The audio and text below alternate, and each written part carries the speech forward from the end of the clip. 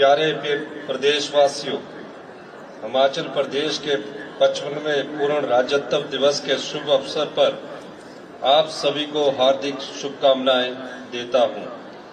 25 जनवरी 1971 को तत्कालीन प्रधानमंत्री श्रीमती इंदिरा गांधी जी ने शिमला के ऐतिहासिक रिज से हिमाचल को पूर्ण राज्य का दर्जा प्रदान किया, जिसके बाद यह भारत का 18वां राज्य बना। हिमाचल प्रदेश को पूर्ण राज्य का दर्जा दिलाने में सभी प्रदेशवासियों का भरपूर सहयोग और योगदान रहा।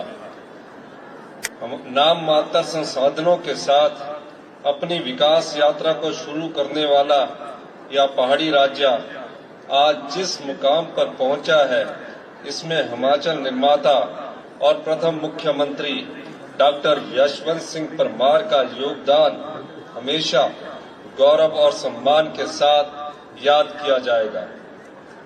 आज के इस शुभ अवसर पर मैं सभी के प्रयासों से प्रेरित होकर हिमाचल को नई ऊंचाइयों पर ले जाने का अपनी सरकार का संकल्प दोहराता हूं। मेरी सरकार के लिए सत्ता सुख का नहीं बल्कि सेवा का साधन है। पिछले 2 वर्षों में हमने एक ओर जहां हिमाचल को आत्मनिर्भर और सबसे समृद्धशाली राज्य बनाने की दिशा में समर्पित प्रयास किए हैं, वहीं राजनीतिक और आर्थिक चुनौतियों के साथ साथ इतिहास की सबसे बड़ी प्राकृतिक आपदा का भी मजबूती के साथ सामना किया। पिछली सरकार हिमाचल प्रदेश पर 75,000 करोड़ से अधिक का कर्ज तथा कर्मचारियों की देनदारियों के रूप में लगभग 10,000 करोड़ रुपए का आर्थिक बोझ विरासत में छोड़ गई है। भाजपा सरकार के खराब वित्तीय प्रबंधन के कारण आज हिमाचल को कर्ज का मूल और ब्याज चुकाने के लिए भी कर्ज लेना पड़ रहा है, लेकिन लोन को लेकर कोई भी राज्य अपना गुजारा नहीं कर सकता। इसलिए हम अपने संसाधन जुटाने पर ध्यान केंद्रित कर रहे हैं। अगला वित्तीय वर्ष प्रदेश की अर्थव्यवस्था के लिए चुनौतियों भरा है, लेकिन प्रदेश की जनता के सहयोग और देवी देवताओं के आशीर्वाद से हमारी सरकार पूर्व की तरह इस चुनौती का भी मजबूती के साथ सामना करेगी।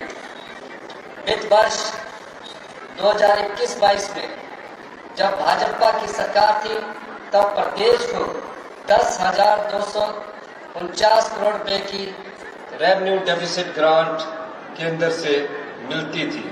2022-23 में यह ग्रांट 9,377 करोड़ रुपया रहेगी और इस साल इस ग्रांट में कटौती कर इसे 6,258 करोड़ रुपया कर दिया गया और अगले वित्तीय वर्ष में इसे 3,257 करोड़ रुपए तक सीमित कर दिया है।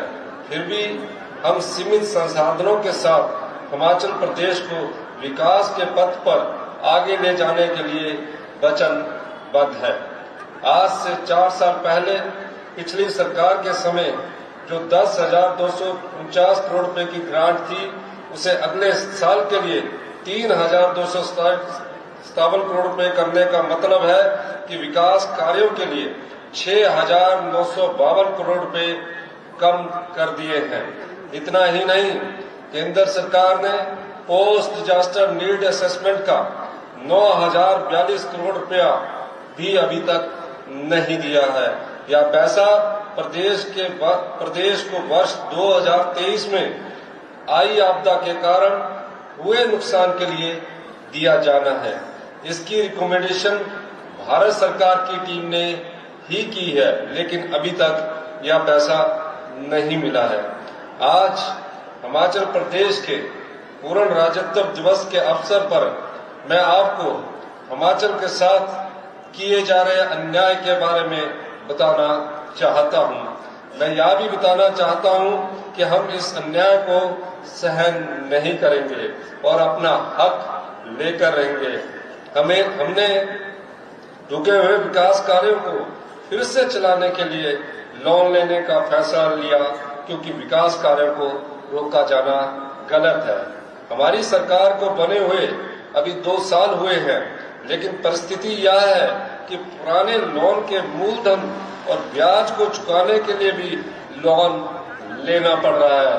हमने पिछले 2 वित्तीय वर्षों में अब तक 30,080 करोड़ रुपए का लोन लिया है, जिसमें से 18,854 करोड़ रुपया 18,854 करोड़ रुपया, जो कि इस लोन का लगभग 63% है, पिछली सरकार द्वारा लिए गए लोन के मूलधन और उस पर ब्याज को वापस करने में ही देना पड़ा। लेकिन हमने राज्य के अपने संसाधनों को बढ़ाने की भी बात की है, जो कि 1971 में हिमाचल के पूर्ण राज्य बनने के बाद से अब तक किसी सरकार ने नहीं किया।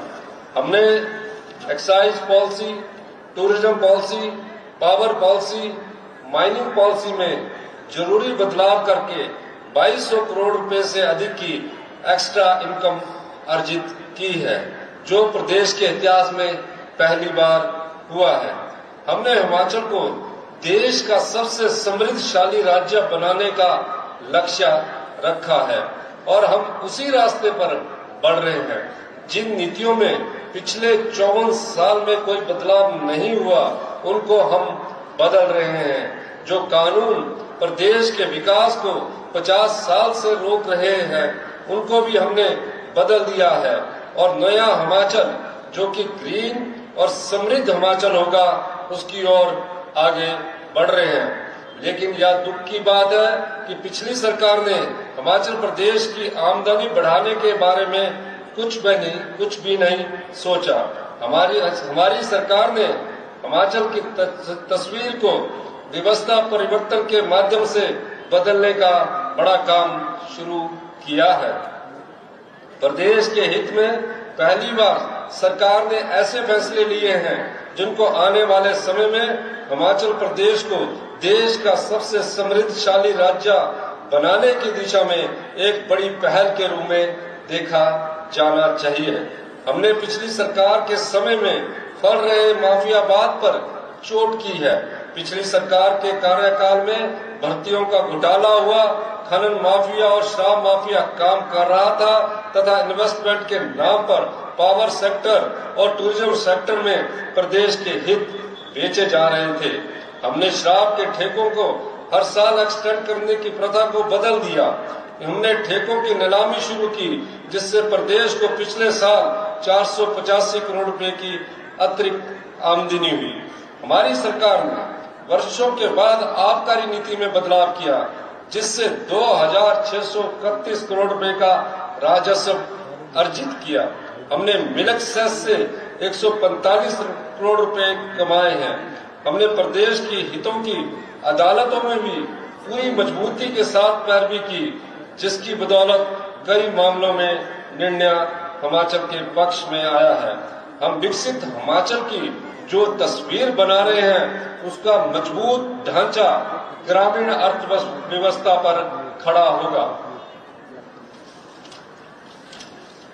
दूध, प्राकृतिक खेती, कृषि, बागवानी, मछली पालन, ग्रामीण अर्थव्यवस्था को मजबूत करके हम गांव के स्तर पर रोजगार, स्वरोजगार प्रदान करने के अवसर पैदा कर रहे हैं। हमारी सरकार का संकल्प है कि हम तकनीक, हरित ऊर्जा और पर्यटन पर आधारित रोजगार के अवसर उपलब्ध करवाएंगे। हम प्रदेश में औद्योगिक विकास को नई ऊंचाइयों पर ले जाने के लिए ठोस कदम उठा रहे हैं। प्रदेश में 443 से अधिक औद्योगिक प्रस्तावों को मंजूरी दी गई है, जिनसे करोड़ों का पूंजी निवेश और हजारों रोजगार के अवसर सृजित होंगे। सीमित संसाधनों के बावजूद प्रदेश में साल 2023 में आई अभूतपूर्व प्राकृतिक आपदा से उबरने के लिए हमारी सरकार ने सीमित संसाधनों के बावजूद प्रभावित परिवारों को 4500 करोड़ रुपए का विशेष राहत पैकेज दिया। विधानसभा चुनाव के दौरान हमने लोगों से किए 10 वायदों में से 6 को पूरा कर दिया गया है। मंत्रिमंडल की पहली ही बैठक में पुरानी पेंशन बहाल करने का निर्णय लिया गया, जिससे प्रदेश के 1,36,000 सरकारी कर्मचारियों को लाभ मिला है। ओपीएस बहाल करने वाला हिमाचल प्रदेश पहला राज्य बना है। प्रदेश में 7,355 से अधिक सेवानिवृत्त कर्मचारियों को ओपीएस के अंतर्गत पेंशन मिलनी आरंभ हो गई है। महिला स्वाभिमान के साथ जीवन यापन कर सके, इसके लिए हमारी सरकार ने इंदिरा गांधी प्यारी बहना सुख सम्मान निधि योजना आरंभ की है। चरणबद्ध तरीके से पात्र महिलाओं को 1500 रुपए की सम्मान राशि प्रदान की जा रही है। शिक्षा के क्षेत्र में सुधार के लिए हमारी सरकार ने विशेष पहल की है। हमने सभी स्कूलों में पहली कक्षा से इंग्लिश मीडियम शुरू करने की गारंटी को भी पूरा किया है। सभी 68 विधानसभा क्षेत्रों में अत्याधुनिक तकनीक व उपकरणों से युक्त Rajiv Gandhi day boarding school स्थापित किए जा रहे हैं। डॉक्टर वाईएस परमार विद्यार्थी ऋण योजना के अंतर्गत देश विदेश में शिक्षा के लिए विद्यार्थियों को 1% ब्याज पर ऋण दिया जा रहा है। हमने युवाओं के लिए 680 करोड़ रुपए की राजीव गांधी स्वरोजगार स्टार्टअप योजना शुरू की है, जिससे ई टैक्सी खरीदने के लिए 50% अनुदान दिया जा रहा है। इस योजना के तहत 30 नई ई टैक्सी सरकारी विभागों के साथ अटैच की जा चुकी है। अब तक 39 ई टैक्सी की खरीद के लिए 2 करोड़ 69 लाख रुपए की सब्सिडी जारी की गई है। सरकारी कार्यालयों में 5 वर्षों के लिए लीज पर ई टैक्सी का संचालन किया जाएगा। पहले चरण में लगभग 200 युवाओं को ई टैक्सी प्रदान करने का लक्ष्य रखा गया है। प्राकृतिक खेती से उगाए गए गेहूं को 40 रुपए और मक्की को 30 रुपए प्रति किलोग्राम के न्यूनतम समर्थन मूल्य पर खरीदा जा रहा है। प्राकृतिक खेती को बढ़ावा देने के उद्देश्य से प्राकृतिक रूप से उत्पादित मक्की से तैयार हिम मक्की आटा लॉन्च किया गया है। पशुपालकों की आय में वृद्धि करने के लिए हमने गाय के दूध पर न्यूनतम समर्थन मूल्य 32 रुपए से बढ़ाकर 45 रुपए प्रति लीटर किया है। इसी प्रकार भैंस के दूध को 47 रुपए से बढ़ाकर 55 रुपए प्रति लीटर किया गया है। हिमाचल प्रदेश गेहूं, मक्की और दूध की खरीद पर न्यूनतम समर्थन मूल्य प्रदान करने वाला देश का पहला और एकमात्र राज्य है। कांग्रेस के प्रतिज्ञा पत्र की 6ठी गारंटी पूरा करने तथा लघु किसानों और पशुपालकों को लाभ प्रदान करने के लिए 300 रुपया प्रति क्विंटल की दर से जैविक खाद और वर्मी कंपोस्ट खरीदने की योजना शुरू की गई है। विधवा, बेसहारा, तलाकशुदा महिलाओं और दिव्यांग माता पिता के बच्चों को मुफ्त शिक्षा और स्वास्थ्य लाभ सहित अन्य सुविधा प्रदान करने के उद्देश्य से राज्य में इंदिरा गांधी सुख शिक्षा योजना शुरू की गई है। योजना के अंतर्गत 5,145 लाभार्थियों को 1 करोड़ 38 लाख रुपए दिए जा चुके हैं। राज्य सरकार ने बागवानी क्षेत्र को विस्तार करने के लिए 1,292 करोड़ रुपए की HP शिवा परियोजना शुरू की है, जिससे 6,000 हेक्टेयर क्षेत्र में अमरूद, संतरे, लीची और प्लम जैसे फलों की खेती को बढ़ावा प्रदान कर 15,000 किसान परिवारों को प्रत्यक्ष रूप से लाभान्वित किया जाएगा। हाल ही में मैंने अपने निजी आवास पर लगे सभी बिजली मीटरों पर मिलने वाली सब्सिडी छोड़ने का फैसला लिया है। मैंने प्रदेश के सभी साधन संपन्न लोगों से अपील की है और आज भी मैं अपील करता हूं कि वह भी प्रदेश के विकास के लिए सब्सिडी को स्वेच्छा से छोड़ दे। मैं उन 2000 व्यक्तियों का धन्यवाद करना चाहता हूं जिन्होंने स्वेच्छा से बिजली पर मिलने वाली सब्सिडी छोड़ दी गई है।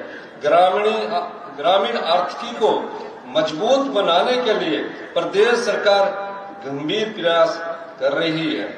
शिमला जिला के दत्तनगर में 50,000 लीटर प्रतिदिन क्षमता का मिल्क प्रोसेसिंग प्लांट आरंभ किया गया है।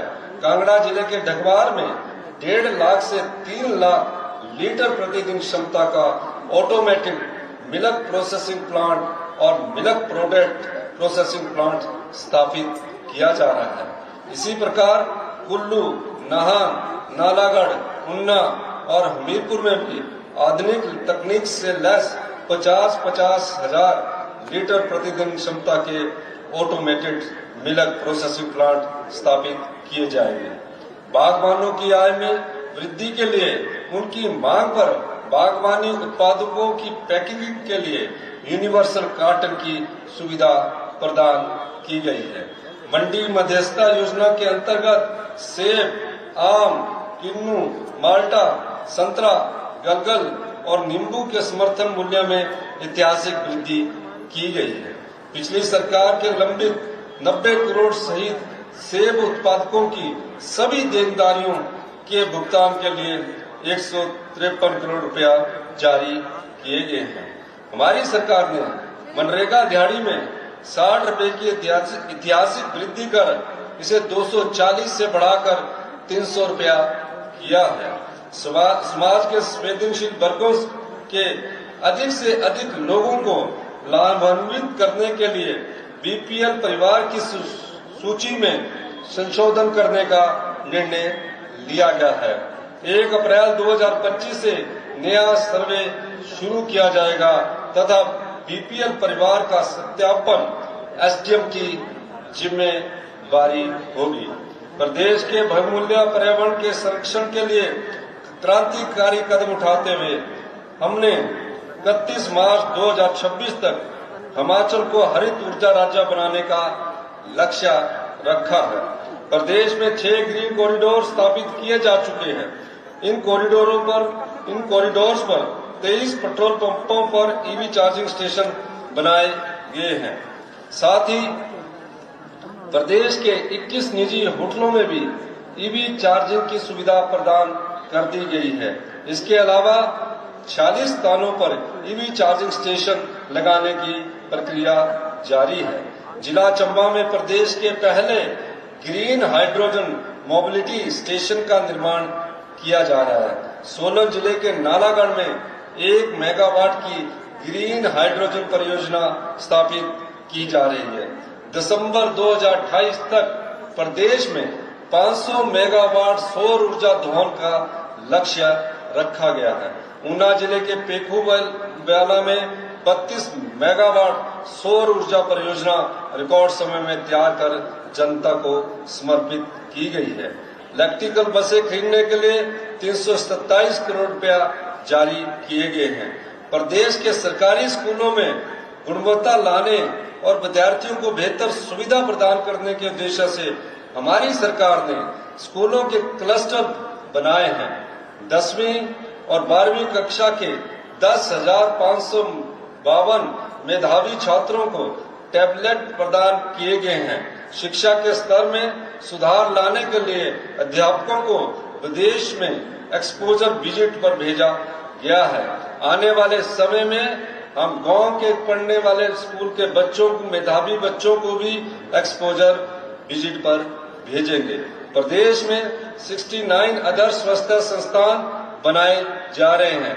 इनमें से 49 आदर्श स्वास्थ्य संस्थानों में 6 विशेषज्ञ चिकित्सक तैनात किए गए हैं। कैंसर मरीजों को इलाज के साथ साथ 42 प्रकार की दवाएं मुफ्त प्रदान की जा रही है। आईजीएमसी शिमला में नए कैंसर हॉस्पिटल भवन और ट्रामा सेंटर का लोकार्पण किया गया है। हमीरपुर में कैंसर का उत्कृष्टता केंद्र सेंटर ऑफ एक्सीलेंस स्थापित किया जा रहा है। चंबा और हमीरपुर मेडिकल कॉलेज के लिए 200 करोड़ रुपया जारी किए गए हैं। 2 महीने के भीतर आईजीएमसी शिमला में पैट स्कैन मशीन स्थापित की जाएगी। हमारी सरकार हिमाचल को जल पर्यटन के एक अग्रणी केंद्र के रूप में विकसित कर रही है। गोविंद सागर सहित अन्य जलाशयों में पहली बार cruise, shikara, houseboat, jet ski, hi-tech motor boat और वाटर स्कूटर सहित आधुनिक सुविधाएं विकसित की जा रही है। जब से हमारी सरकार ने कांगड़ा को टूरिज्म कैपिटल घोषित किया है, तभी से हम पूरी शिद्दत के साथ योजनाओं को धरातल पर उतारने में जुटे हैं। आर्थिक चुनौतियों के बावजूद हमारी सरकार कांगड़ा के विकास में कोई कमी नहीं छोड़ रही है। हम धर्मशाला के तपोवन में देश का सबसे बड़ा कन्वेंशन सेंटर 150 करोड़ रुपए की लागत से बनाने जा रहे हैं। हमारी सरकार नगरोटा बगवा में 150 करोड़ की लागत से वेलनेस सेंटर बनाएगी। धर्मशाला के स्कूल में 34 करोड़ की लागत से ऑल वेदर आइस और रोलर स्केटिंग रिंक बनाया जा रहा है। हमारी सरकार एडीबी के सहयोग से पालमपुर के सौंदर्यीकरण पर 78 करोड़ रुपया खर्च करने जा रही है। हमारी सरकार रक्कड़ व पालमपुर में हेलीपोर्ट बनाए जाएंगे। पर्यटन को बढ़ावा देने के लिए देरा के बनखंडी में 600 करोड़ रुपए की लागत से अंतर्राष्ट्रीय स्तर का जूलॉजिकल पार्क चरणबद्ध तरीके से बनाया जा रहा है।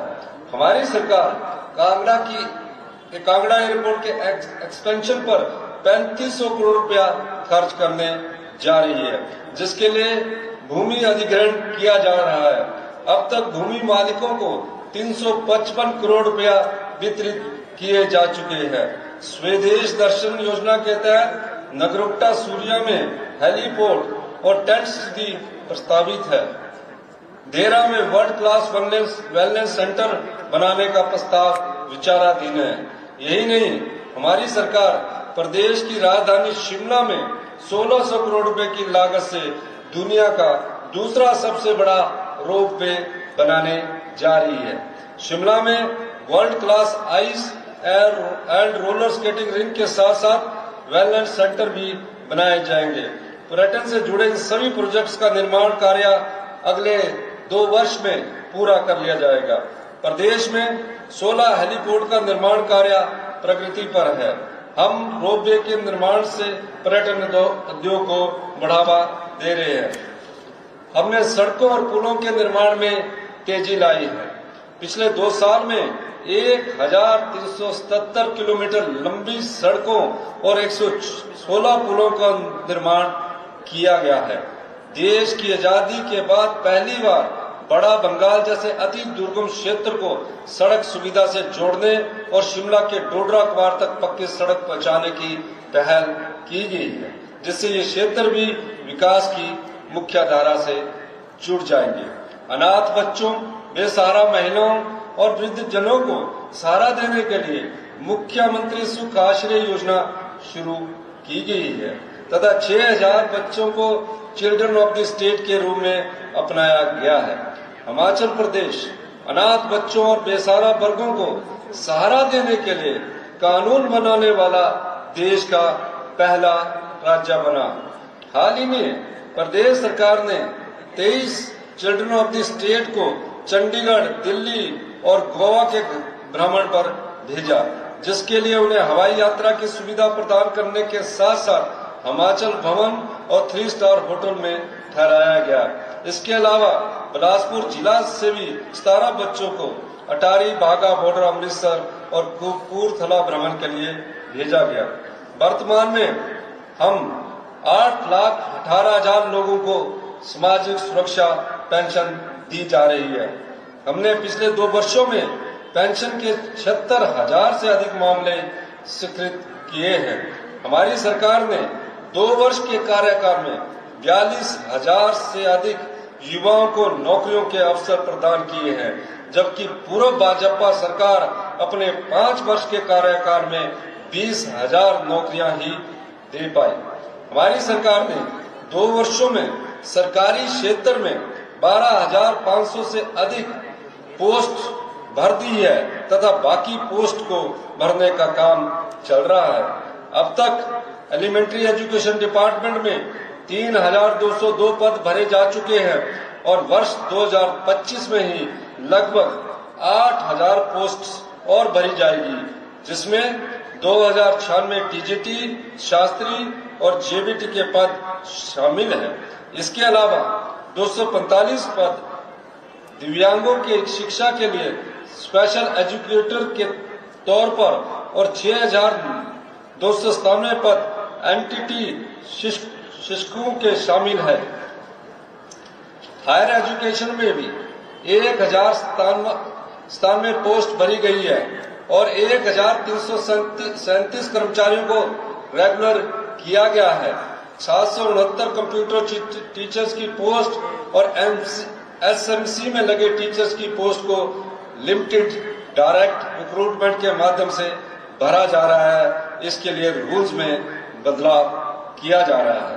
पुलिस विभाग में 1088 कांस्टेबल्स की पोस्ट भरने की प्रक्रिया शुरू कर दी गई है। 261 वन मित्रों की भर्ती के परिणाम घोषित कर दिए गए हैं, जबकि जल शक्ति विभाग में कुल 3,000 पद भरे गए हैं। मेडिकल एजुकेशन डिपार्टमेंट में 909 भर्तियां की गई है, जबकि 270 पदों को भरने का काम चल रहा है। इसके अलावा 530 पोस्ट आउटसोर्स पर भरी गई है और 942 पोस्ट आउटसोर्स पर भरने का प्रोसेस जारी है। महिला एवं बाल विकास विभाग में 779, राज्य बिजली बोर्ड में 692, पशुपालन विभाग में 248, तकनीकी शिक्षा विभाग में 173, युवा सेवा एवं खेल विभाग में 172 पद भरे गए हैं। विभिन्न विभागों में जो भर्तियां पिछली सरकार के घोटालों के कारण लटकी पड़ी थी, उनकी जांच करके 2,273 पोस्ट को क्लियर करके भरा जा चुका है। इसके अतिरिक्त आज मैं आपको बताना चाहता हूं, सरकारी क्षेत्र में विभिन्न श्रेणियों के 25,000 नए पद भरने की प्रक्रिया भी आरंभ की जाएगी, जिसमें सभी प्रकार के योग्यता वाले बेरोजगार युवाओं को प्रदेश की सेवा करने का मौका मिलेगा। सरकारी क्षेत्र में रोजगार प्रदान करने की एक सीमा होती है। इसके बावजूद हम अपने शिक्षित युवाओं को ज्यादा से ज्यादा सरकारी नौकरियां प्रदान करने का प्रयास कर रहे हैं। इसके अलावा निजी क्षेत्र में भी 25,516 भर्तियां की गई। हमने जो भर्तियां की है उनका सबका ब्यौरा विधानसभा में भी दिया गया है। साथ ही पहली बार लेबर एंड एम्प्लॉयमेंट डिपार्टमेंट को विदेश में भी युवाओं के लिए रोजगार के अवसर तलाशने का जिम्मा दिया गया है, जिसके तहत अब तक कई युवाओं को विदेश में नौकरी प्रदान की जा चुकी है। कर्मचारियों और पेंशनरों को महंगाई भत्ते की 3 किश्तों में 11% का डीए का भुगतान किया गया है। प्रदेश के पुलिस कर्मचारियों की डाइट मनी को भी 210 से बढ़ाकर 1,000 रुपया किया गया है। आम आदमी को भूमि से जुड़े अपने लंबित मामलों की सुनवाई के लिए वर्षों तक सरकारी कार्यालयों के चक्कर काटने पड़ते थे। इससे उनके धन और समय दोनों की ही बर्बादी हो रही थी। ऐसे लाखों लोगों को राहत प्रदान करने के लिए हमने प्रदेश के इतिहास में पहली बार तहसील और उप तहसील स्तर पर विशेष राजस्व अदालतों का आयोजन किया है। अक्टूबर 2023 से अब तक 2,09,334 इंतकाल, 11,416 तकसीम, 17,548 निशानदेही और 4,504 दुरुस्ती के मामलों का निपटारा किया गया है। हमारी सरकार ने खेल प्रतिभाओं को प्रोत्साहित करने के लिए राष्ट्रीय और अंतर्राष्ट्रीय खेल प्रतियोगिताओं के विजेता खिलाड़ियों की पुरस्कार राशि में उल्लेखनीय वृद्धि की है, जिसके तहत ओलंपिक्स, शीतकालीन ओलंपिक्स और पैरा ओलंपिक्स में स्वर्ण पदक जीतने वाले खिलाड़ियों की पुरस्कार राशि 3 करोड़ से बढ़ाकर 5 करोड़ रुपया, रजत पदक विजेताओं की इनामी राशि 2 करोड़ से बढ़ाकर 3 करोड़ रुपया तथा कांस्य पदक विजेताओं को मिलने वाली राशि 1 करोड़ रुपए से बढ़ाकर 2 करोड़ रुपया किया गया है। इसी प्रकार एशियाई खेलों और राष्ट्रमंडल खेलों में मिलने वाली प्रोत्साहन राशि में भी ऐतिहासिक बढ़ोतरी की गई है। हाल ही में प्रदेश के 21 अंतर्राष्ट्रीय पदक विजेताओं को 14 करोड़ 77 लाख रुपए की इनाम राशि प्रदान की गई है। उन्ना के निशाद कुमार को पेरिस और टोक्यो पैरालंपिक्स में सिल्वर मेडल जीतने के लिए 7 करोड़ 80 लाख रुपए प्रदान किए गए हैं। प्रदेश के युवाओं को नशे से दूर रखने और उन्हें खेलों के लिए प्रोत्साहित करने के लिए राज्य सरकार विशेष प्रयास कर रही है। हमारी सरकार ने अंडर 17 और अंडर 19 की राज्य स्तरीय प्रतियोगिताओं के लिए मिलने वाली 150 रुपए की डाइट मनी को बढ़ाकर 400 रुपया तथा राष्ट्रीय प्रतियोगिताओं के लिए मिलने वाली 250 रुपए डाइट मनी को बढ़ाकर 400 किया गया है। वहीं खेल छात्रावास में रहने वाले खिलाड़ियों को पहले 150 रुपए डाइट मनी मिलती थी, जिसे बढ़ाकर अब पुनः 400 बढ़ा दिया गया है। इसके अलावा राज्य से बाहर खेल प्रतियोगिताओं में भाग लेने वाले खिलाड़ियों को 200 किलोमीटर की दूरी तक एसी 3 टायर किराया और 200 किलोमीटर से अधिक दूरी पर जाने वाले खिलाड़ियों को इकोनॉमी क्लास का हवाई किराया दिया जा रहा है। प्रदेश के दूर दराज इलाकों में रहने वाले लोगों को अपने छोटे छोटे काम करवाने के लिए जिला मुख्यालय या राज्य सचिवालय आने की जरूरत ना पड़े और उनके धन व समय की बचत हो। इस सोच के साथ हमने सरकार गांव के द्वार कार्यक्रम की शुरुआत की है। मैं खुद दुर्गम क्षेत्र डोडरा क्वार और कुपवी के गांव में गया और लोगों की समस्याओं का समाधान करने के लिए वहां रात्रि ठहराव किया। डोडरा क्वार क्षेत्र में सड़कों के नेटवर्क को बेहतर बनाने और सभी कच्ची सड़कों को पक्का करने के प्रयास जारी है। क्षेत्र की 12 किलोमीटर लंबी पडार सड़क का निर्माण प्राथमिकता पर किया जाएगा। क्वार में एसडीएम कार्यालय से सिविल हॉस्पिटल तक सड़क पक्का करने का काम भी शुरू किया गया है।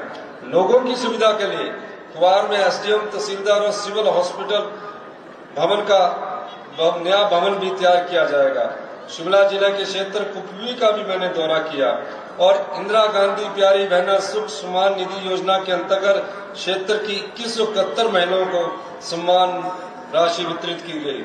मेरे मंत्रिमंडल के सहयोगी 20 कार्यक्रम का हिस्सा बन रहे हैं ताकि अधिकारियों की मौजूदगी में लोगों की समस्याओं का तेजी से समाधान हो और दुर्गम क्षेत्रों के विकास को नए आयाम दिए जा सके।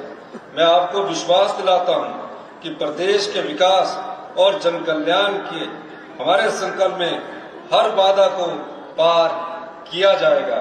हमारी सरकार हिमाचल को प्रदेश को आत्मनिर्भर और सबसे समृद्धशाली राज्य बनाने के लिए लगातार प्रयास कर रही है। मुझे पूरा भरोसा है इस संकल्प को पूरा करने में आप सभी प्रदेशवासियों का भरपूर सहयोग आने वाले वर्षों में भी मिलता रहेगा।